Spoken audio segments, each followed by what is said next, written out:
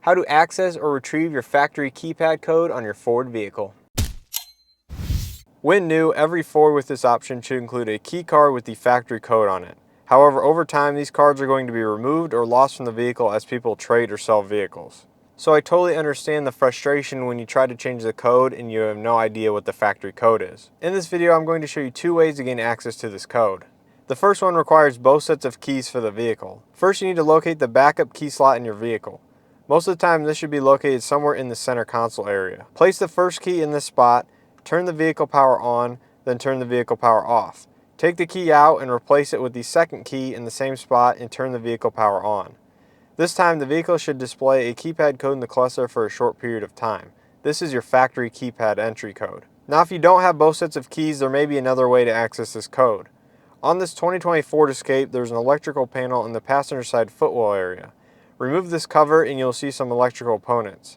On what appears to be the BCM, it will show a key code. This is the 5-digit keypad factory access code.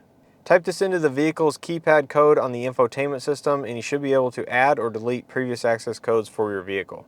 To access the keypad settings in your vehicle infotainment screen, first go to Settings, then Vehicle, and scroll down and you should see Door Keypad Code. Here you can enter your 5-digit factory code after you have retrieved it, and it should now allow you to add new codes or erase previous access codes. I would highly recommend erasing previous access codes before adding any new ones. So hopefully you found this video helpful in finding or accessing your factory keypad access code. If you found this video helpful, please hit that like button. It greatly helps out these videos. If you have any questions or comments regarding this procedure, or if you want to let me know if it did or did not work on your particular Ford model, please leave that all in the comment section below. Now, if you are new to the channel, please consider subscribing and checking out some of the other content that is currently available on the channel. There's a bunch of how-to videos as well as 2023 model year change videos if you guys are interested in that. So please check it out if you're interested and subscribe for future content. And with all that being said, we'll see you guys in the next video.